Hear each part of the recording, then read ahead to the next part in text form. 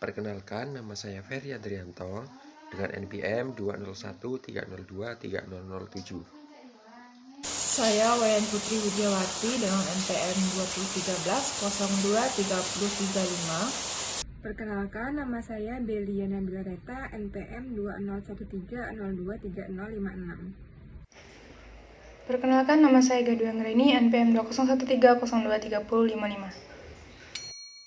Baik, di sini saya akan menjelaskan terkait job desk dari kelompok 5 yang beranggotakan Ferry Adrianto dan saya sendiri Belia Nabila Reta, lalu ada Ega Dwi Anggraini, lalu ada Fauzia Yusa Fitri, dan ada Wayan Putri Widiawati. Yang pertama, untuk Wayan Putri Widiawati bertanggung jawab membuat LMS, di mana memilih aplikasi yang akan digunakan, lalu membuat LMS dan memasukkan semua bahan ajar pada LMS. Lalu yang kedua, ada Fauzia Yusa Fitri, bertanggung jawab membuat aplikasi dari web, yang dimana membuat aplikasi yang dibutuhkan dari web. Lalu yang kedua, memastikan semua aplikasi dapat digunakan pada Android. Yang ketiga itu ada Ega Dwi Anggraini, bertanggung jawab membuat kuis interaktif, yang dimana memilih aplikasi kuis interaktif dan membuat kuis interaktif. Yang keempat ada Ferry Adrianto, bertanggung jawab membuat e-modul, yang dimana memilih aplikasi yang ingin digunakan dalam pembuatan modul, lalu membuat modul dari materi-materi yang ingin disampaikan. Lalu yang terakhir ada saya sendiri, Belia Nabila Reta, bertanggung jawab membuat video pembelajaran, yang dimana membuat video pembelajaran dan mengunggah video pembelajaran.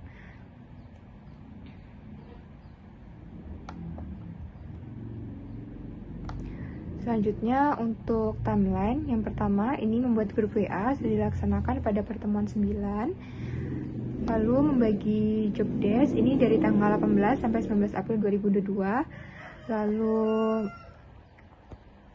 menentukan materi dari tanggal 18 sampai 20 April 2022.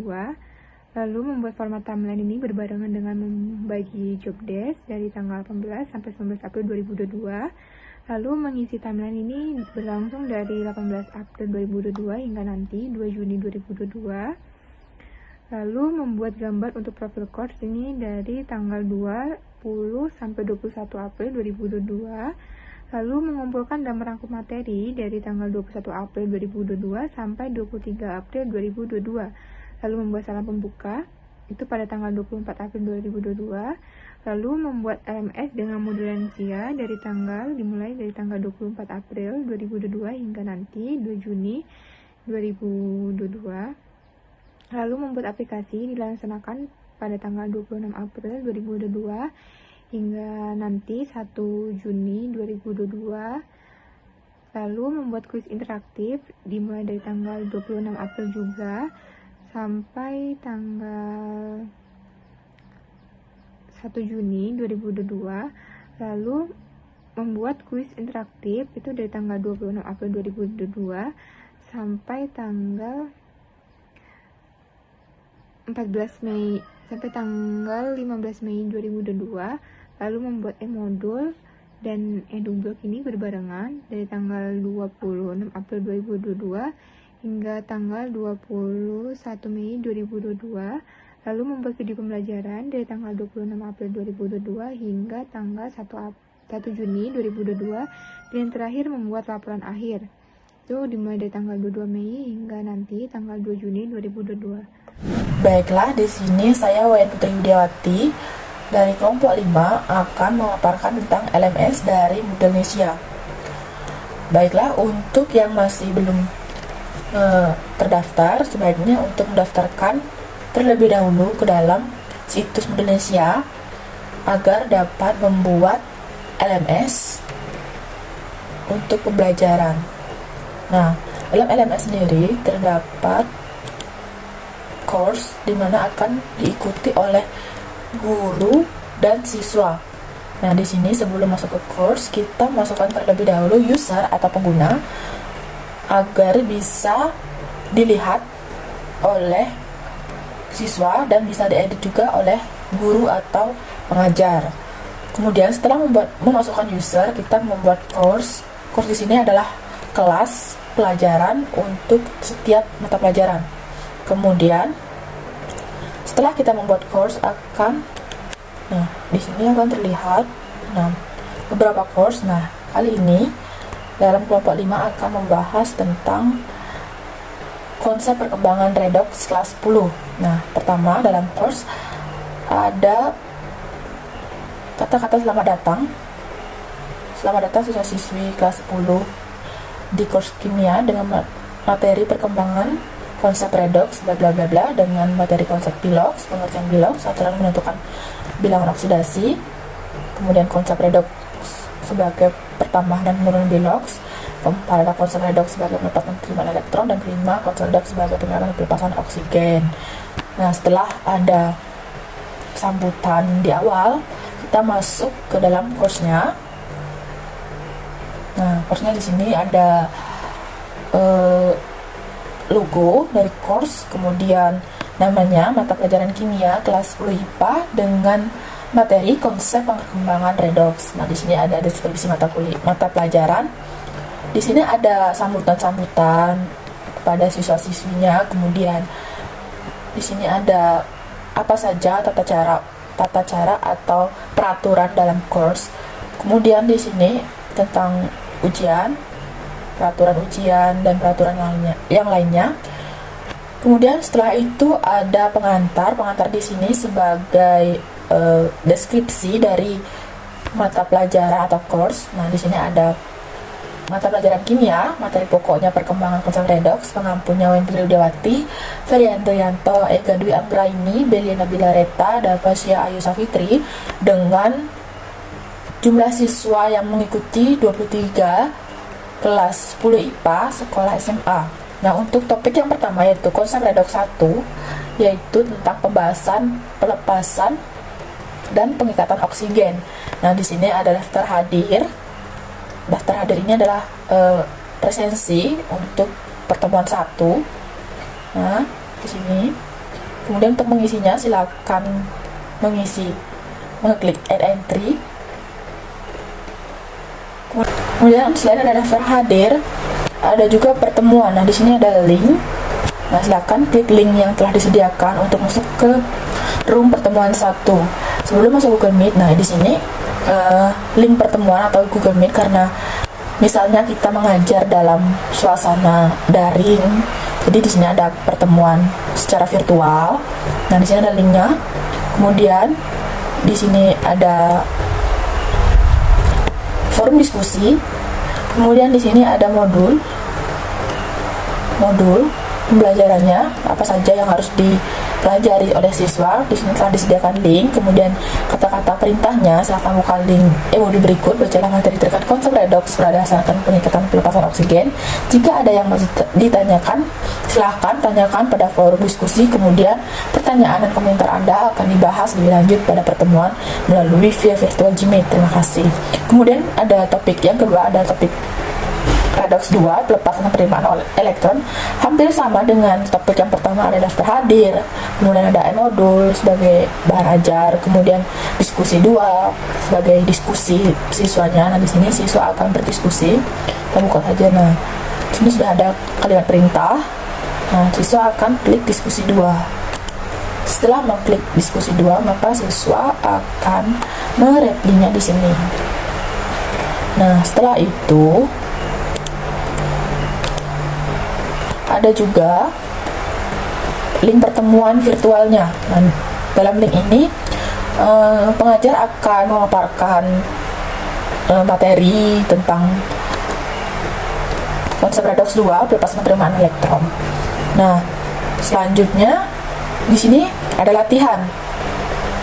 Latihan di sini merupakan PR atau tugas yang diberikan oleh pengajar. Nah, di sini sudah diberikan perintahnya, silakan kerjakan soal yang telah disediakan pada modul halaman 3. Nah, dalam modul ini telah tersedia soal untuk tenggat waktu pengumpulan latihan minggu depan sebelum kelas dimulai. Terima kasih. Nah, ini pada misalnya hari Senin tanggal 30 Mei dibukanya, kemudian akan berakhir pada seminggu lagi, yaitu 6 Juni 2022. Kemudian yang terakhir ada topik redox 3, penambahan dan penurunan bilox. Hampir sama dengan topik yang pertama dan yang kedua. Di sini ada daftar hadir, bahan ajar, modul, kemudian diskusi 3, pertemuan 3, virtual. Nah, yang terakhir ada ulangan harian Seperti yang kita ketahui, setelah mempelajari materi akan ada ulangan harian. Nah, di sini ulangan hariannya berupa link pengerjaan yang telah disediakan pada LMS course ini. Nah, di sini juga ada perintah untuk mengerjakan ulangan hariannya. Seperti silakan klik ulangan harian berikut ini, kerjakan dengan kejujuran dan ketelitian. Nah, di sini merupakan ulangan yang real time. Kemudian ada peraturannya. Yang pertama, ulangan bersifat individu, dilarang memberikan jawaban satu sama lain, bersifat open book karena daring. Link dibuka dari jam 10 pagi sampai dengan jam 12 siang. Silahkan mengisi jawaban Anda. Jika Anda telat, maka sistem akan menutup link secara otomatis. Jika ada yang melanggar, maka sanksi akan diberikan. Nah, di sini misalnya dibukanya pada tanggal 20 Juni 2022 pukul 10, di sini kan pukul 10 pagi. Kemudian akan ditutupnya pada pukul 12 siang PM.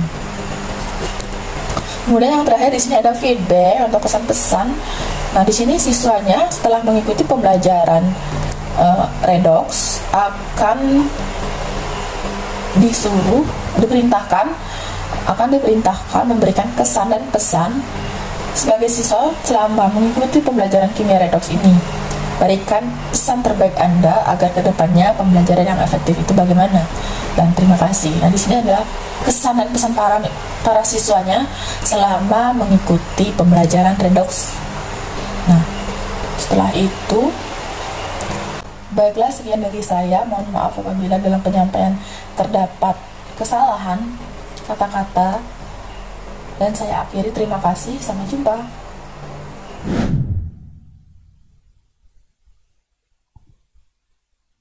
Baik, di sini saya akan menyampaikan tentang progres dari pembuatan e-modul, yang mana di sini saya membuat e-modul menggunakan website Flip HTML5. Di sini saya membuat 4 versi modul. Yang pertama yaitu modul yang mencakup materi dari awal hingga akhir, yaitu materi dari konsep reaksi redoks sebagai pelepasan dan penerimaan oksigen, konsep reaksi redoks berdasarkan pelepasan dan penerimaan elektron, dan konsep redoks berdasarkan perubahan bilangan oksidasi, yang mana di sini terdapat kata pengantar, daftar isi, dan juga setiap perpindahan materi itu terdapat fenomena atau persepsi, yang mana karena pada konsep reaksi redoks berdasarkan pengikatan dan pelepasan elektron ini merupakan yang disampaikan pertama, maka akan disampaikan tentang fenomena.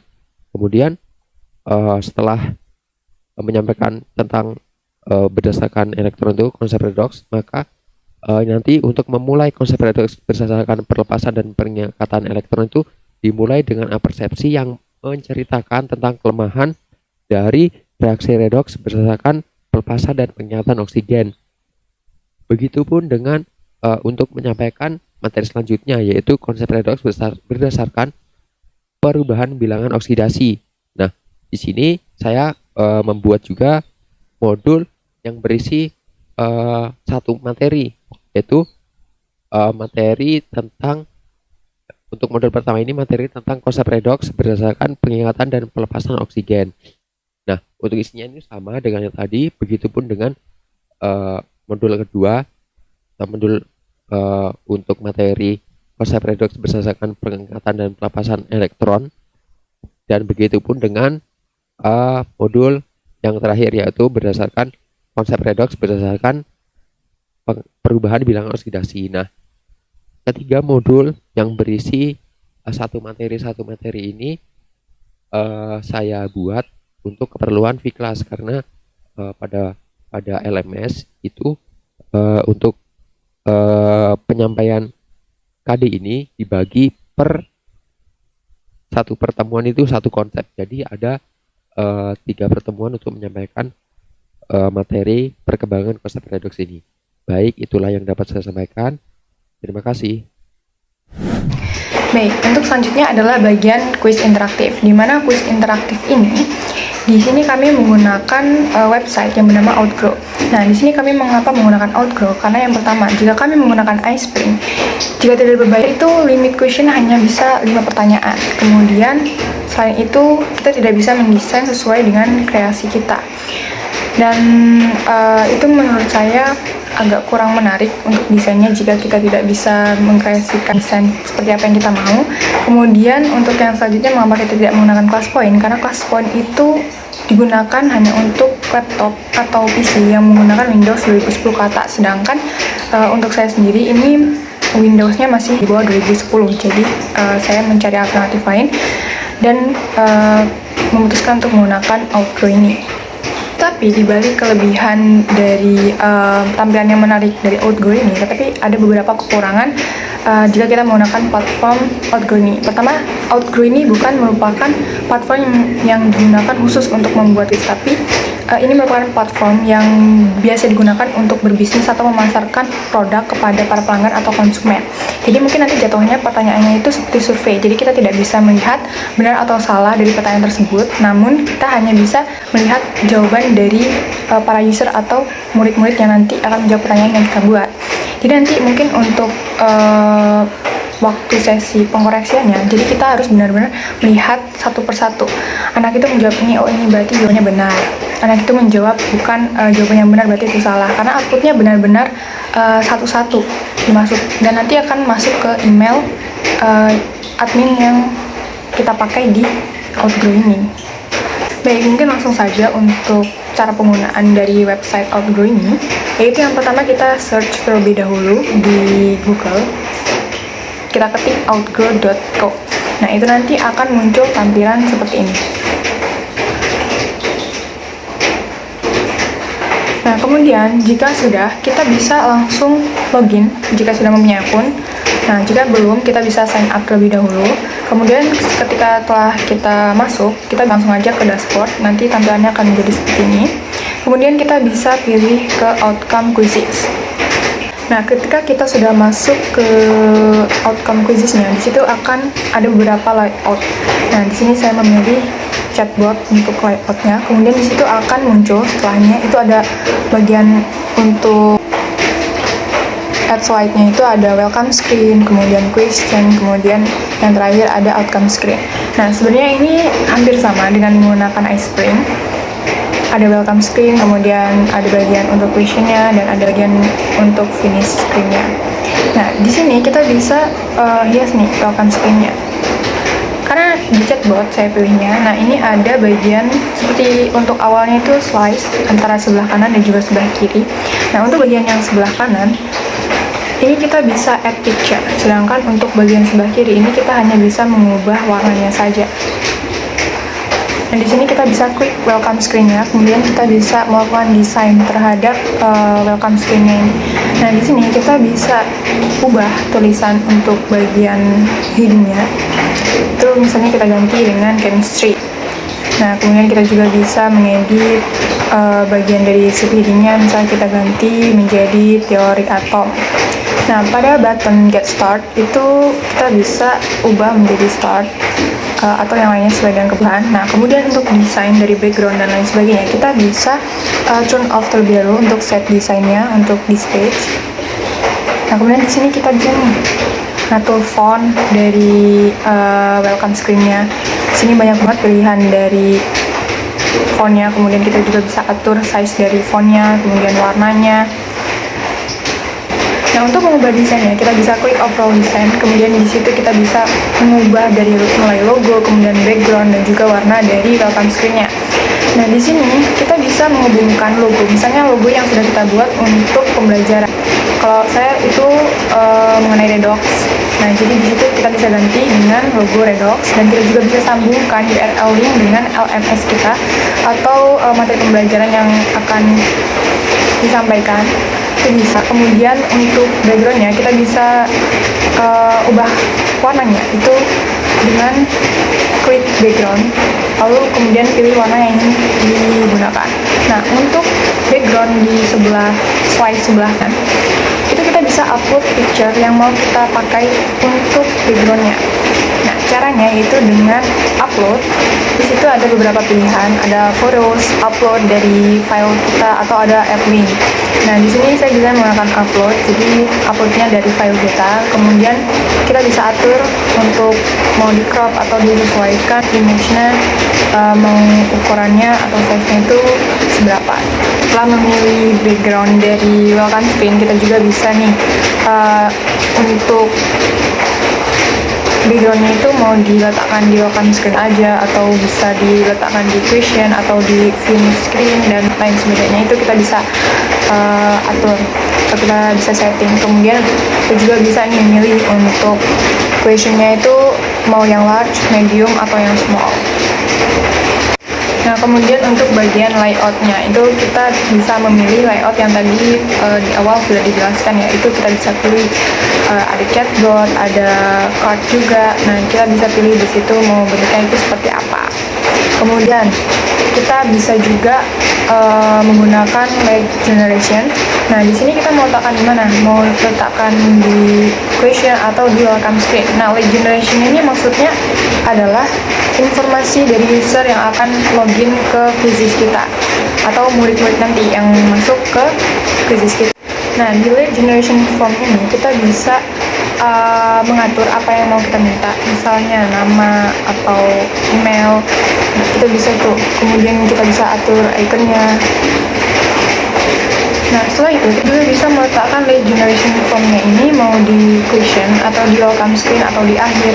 Nah, di sini saya meletakkan lead generationnya itu atau permintaan data dari user yang mau masuk ke kursi saya itu di awal atau di welcome screen.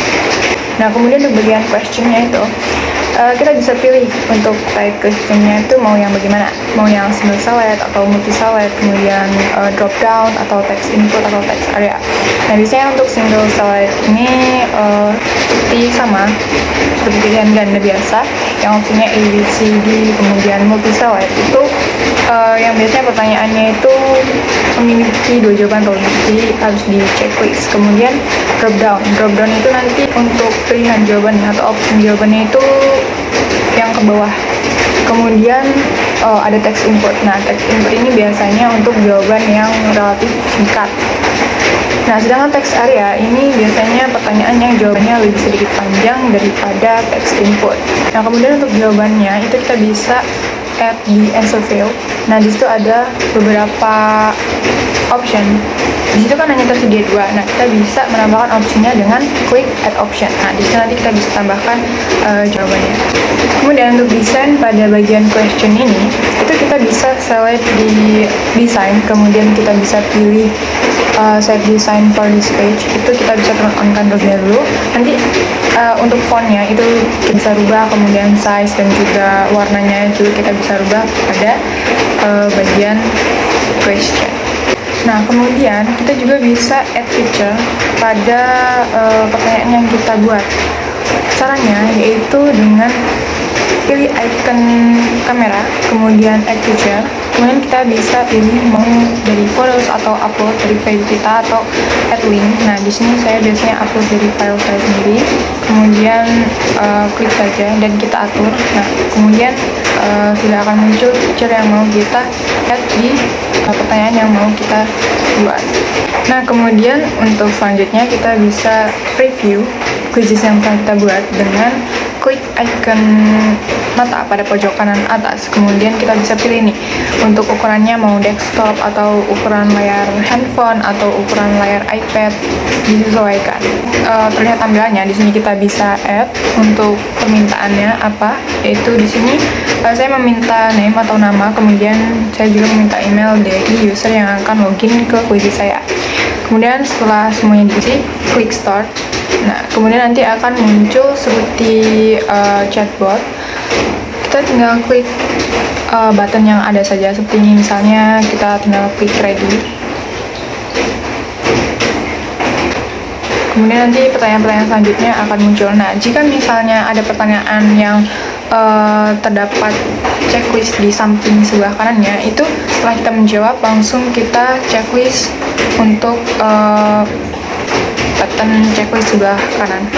Nah, itu untuk melanjutkan pertanyaan ke selanjutnya. Kemudian sampai pada nanti kalau misalnya sudah selesai sampai pada ujung di thank you screen. Nah, di sini atau maksudnya finish screen. Nah, di sini bisa didesain semenarik mungkin. Di sini saya desainnya seperti ini. Nah, jika kita merasa bahwa quizzes kita sudah selesai atau sudah pada tahap finish, kita bisa mempublish quizzes kita dengan cara klik go live pada pojokan atas, kemudian kita klik publish. Nanti akan muncul tab yang akan memberikan link, di mana link tersebut bisa kita copy, kemudian bisa kita share kepada para murid-murid kita yang nanti akan mengisi quizzes kita. Nah, kemudian untuk hasil outputnya itu kita bisa quick analyze, kemudian kita lihat siapa saja user yang sudah masuk dan sudah mengerjakan soal-soal yang ada di quizzes kita. Kemudian kita bisa klik icon Gmail pada bagian kanan, paling kanan. Kemudian setelah itu kita bisa kirim output tersebut masuk ke email kita. Mungkin itu saja untuk pembahasan mengenai quizzes interaktif menggunakan Outgrow.